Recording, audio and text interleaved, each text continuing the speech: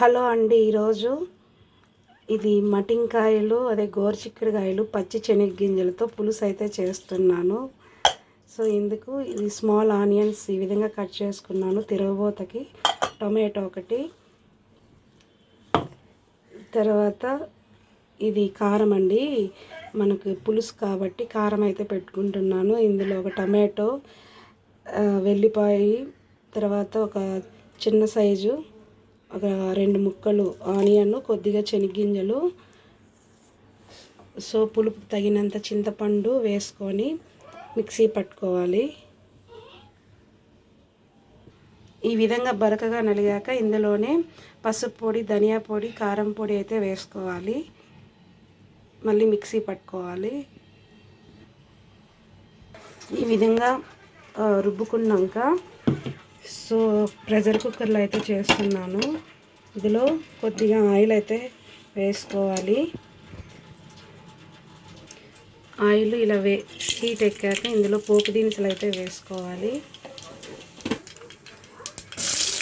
ఇందులోనే కట్ చేసి పెట్టుకున్న చిన్న ఉల్లిపాయలు వేసుకోవాలి. కొద్దిగా కరివేపాకు ఇలా వేగాక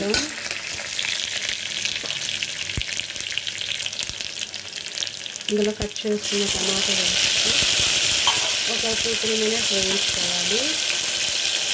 కొద్దిగా సాల్ట్ వేసుకున్నాం.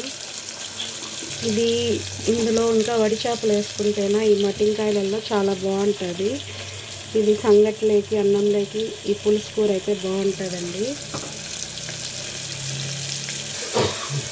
సో ఇది బాగా వేగింది కదా, ఇప్పుడు ఇందులోని మటింకాయలు అలాగే పచ్చిశనగగింజలు అయితే వేసుకున్నాము.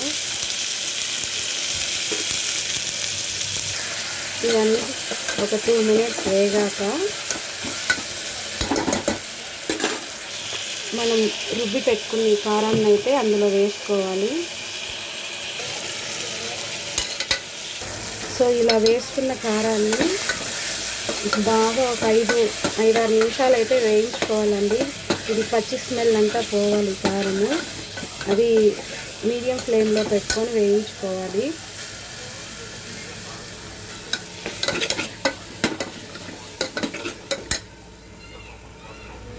చూసారు కదా, ఈ విధంగా అంతా కారంలో నుంచి ఆయిల్ అయితే పైకి ఇట్లా రావాలండి. ఇప్పుడు బాగా వేగినట్లు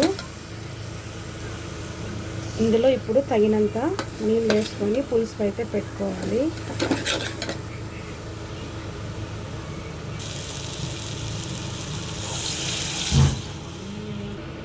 సో ఈ విధంగా వాటర్ అయితే వేసుకోవాలి. చూసారు కదా, తగినంత పులుసు అయ్యేట్టుగా పెట్టుకోవాలి.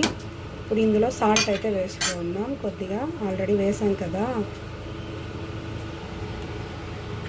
ఇప్పుడు దీన్ని ఒక 4 విజిల్ అయితే ఉడికించుకోవాలి. ఇప్పుడు విజిల్స్ వచ్చాక చూద్దామండి కర్రీ. సో బాగా ఉడికిపోయింది. చూసారు కదా, మటింకాయలు పచ్చి శనగగింజలు పులుసు అయితే ఈ విధంగా రెడీ అయింది.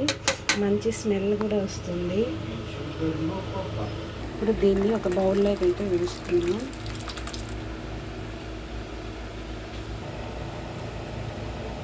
ఎంతో రుచిగా ఉండే మటింకాయలు పచ్చి శనగగింజల పులుసు అయితే రెడీ అండి. Please subscribe our channel. Thank you.